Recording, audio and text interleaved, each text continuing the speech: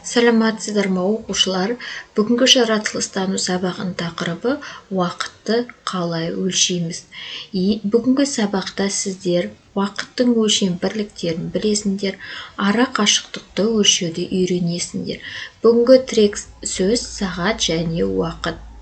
Ең алдымен сабақты бастамас бұрын жұмбақты шешіп алайық.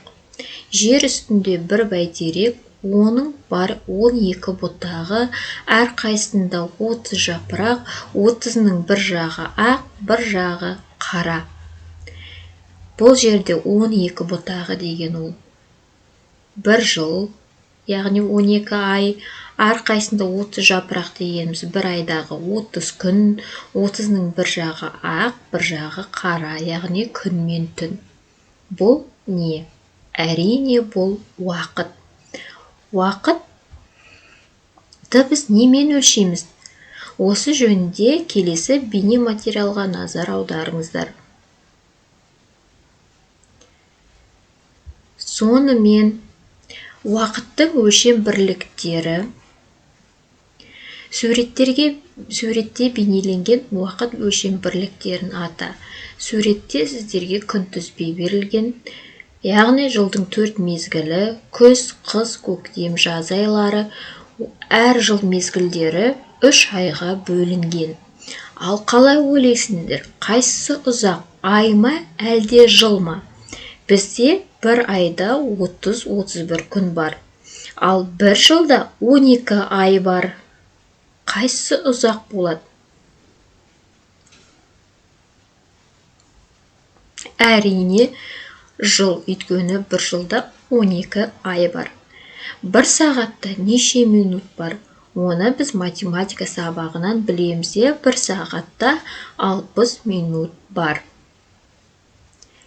Бір күнде бір тәулікте 24 сағат бар. Бұл суретке назар аударыңыздар. Сіздер бір күндегі іс-әрекеттеріңіз, яғни күн тәртібі бойынша сіздер бір тәулікте не істейтіндеріңіз туралы бейнеленген.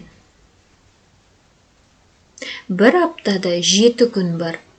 Олар дүйсенбі, сейсенбі, сәрсенбі, бейсенбі, жұма, сенбі және жексенбі. Апта неге 7 күннен тұрады? Сен бұл туралы білдің бе? Қазақша күн аттары парсы тілінен енген екен. Тек жұма сөзі ғана араб тілінен алынған. Парсы тіліндегі шамбе, қазақша сенбі сөзі күн деген мағынаны білдіреді. Осы сөзден дүйсенбі, сейсенбі, сәрсенбі, бейсенбі, жексенбі атаулары шыққан. Дүйсенбі дегеніміз сонда бірінші күн, сейсенбі екінші күн, сәрсенбі үшінші күн, бейсенбі төртінші күн, жексенбі жетінші күн деп белгіленген.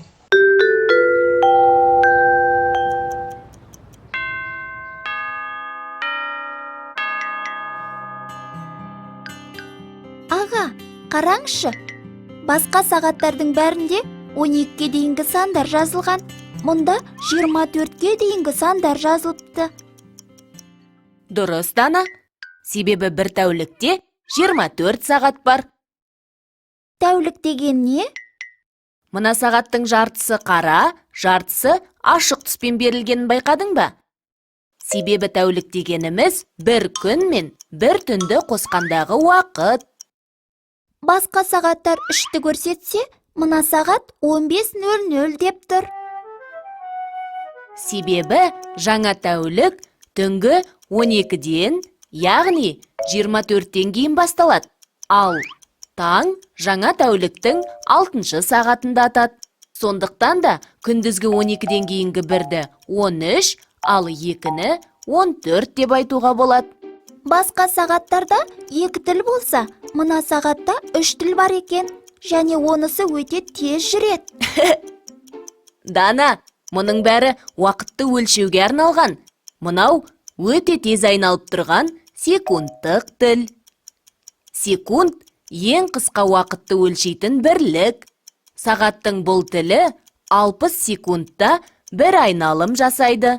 Осы кезде минуттық тіл алға бір орын жылжиды. Себебі 60 секунд 1 минутты құрайды. Сағат бетіндегі көрші сандардың аралығында 5 минуттан бар.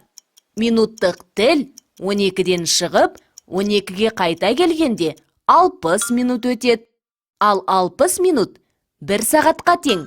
Бір тәулікте сағаттық тіл осы сандарды 2 рет айналып өтеді. Ең үлкен уақыт өлшем бірлігі тәулік пе? Жоқ. Тәуліктен үлкен уақыт өлшемі апта. Бір аптада 7 тәулік бар. Аптадан үлкен өлшем ай. Бір айда 30-31 күннен болады. Тек қана ақпан айында әдетте 28 күн болады да, 4 жылда бір рет 29 күн болады. Айдан үлкен уақыт өлшемі жыл. Бір жылда 12 ай, 365 немесе 366 тәулік бар. Ақпан айы 29 күннен тұратын 366 күндік жылды кібісе деп атайды. Жылдан үлкен уақыт өлшем бірлігі жоқ шығар? Бар, әрбір 12 жыл бір мүшел деп аталады. Себебі 12 жылдан кейін жылдар қайталанады. Мен білетін уақыт өлшем бірлігінің ең үлкені ғасыр. Бір ғасырда 100 жыл бар. Мәссаған, 2 ғасыр ешкім өмір сүрмейді. Онымен кім уақыт өлшейді? Бұл өлшем ғылым үшін маңызды. Біз қазір 21 ғасырда өмір сүріп жатырмыз. Сонда 21-100 жылдан бұрын уақыт болмағаны ма? Болған, бірақ оны мұғалімнен сұрап білейік.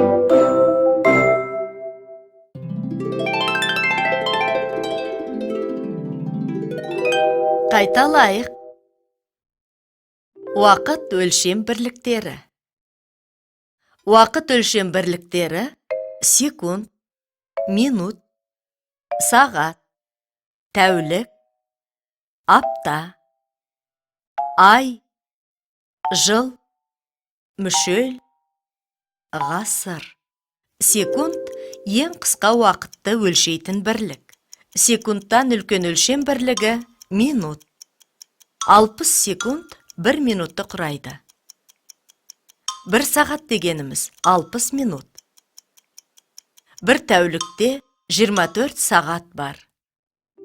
Тәуліктен үлкен уақыт өлшемі апта. Бір аптада 7 тәулік бар. Аптадан үлкен өлшем ай. Бір айда 30-31 күннен болады. Тек қана ақпан айында әдетте 28 күн болады да, 4 жылда бір рет 29 күн болады.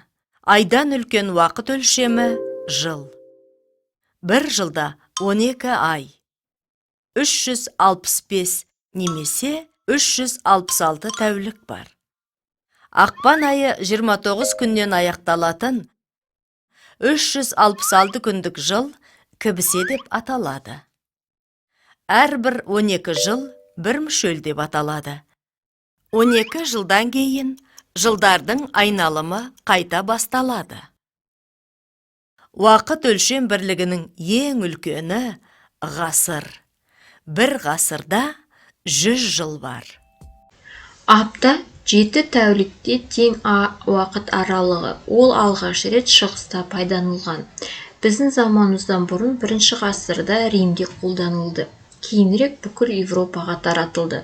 Аптаны пайдалану Сатурн, күн, ай, Марс, Юпитер, шолпан, Меркурий сияқты 7 аспан денесінің сол кезде белгілі болуына байланысты пайда болды. Яғни Римде ғаламшарлардың көрінуіне байланысты 7 тәулікті белгілеген. 30-31 күн ол бізде бір ай, яғни бір айда 30-31 күн бар. Бір жылда 12 ай бар. Ол ай жылдар 4 мезгілге бөлінген, яғни жаз, күз, қыс, көктем жыл мезгілдері. Бір жылда 265-366 күн бар. осы күндер де күз, жаз, көктем, қыс айларынан көрінеді. Бұл кестеден тағы да 4 жыл мезгілдерін көруге болады, және әр жыл мезгілінің қандай айларға бөлінгенін көреміз. Мысалы, қыс жыл мезгілінде біз қаңтар, ақпан, желтоқсан, қаңтар, ақпанға бөлінетінін көріп тұрмыз. Яғни қаңтар 1-ші ай, ақпан 2-ші, наурыз 3-ші болып осылай кете береді. Бір айда 30-31 күн бар.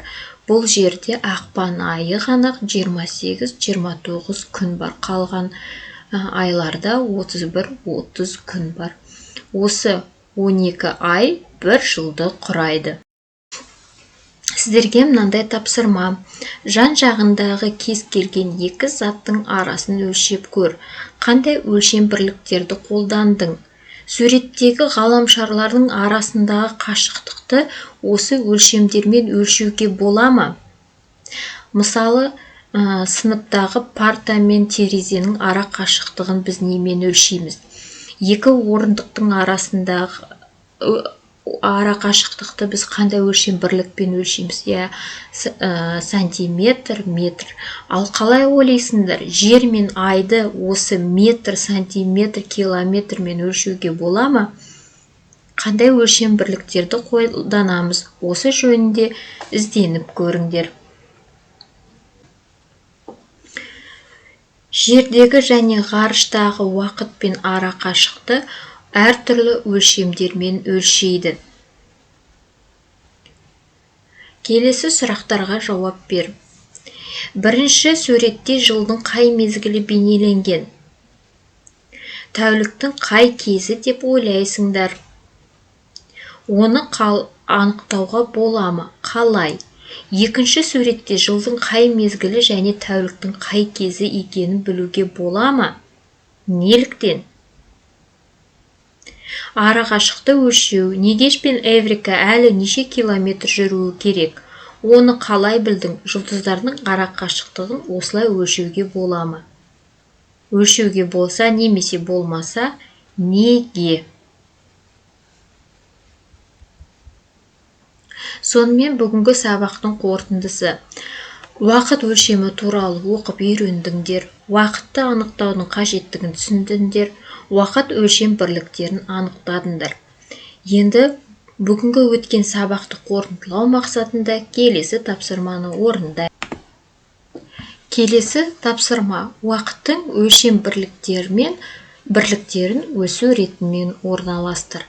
Мысалы, ең кіші өлшем бірлік бізде секунд. Мысалы, секунд аламыз да, оны бірінші қоямыз. Ары қарай келесі өлшем бірліктерді осылай орналастырып шығамыз. Тапсырманы тексеру үшін бұл жердегі нүктеге басамыз.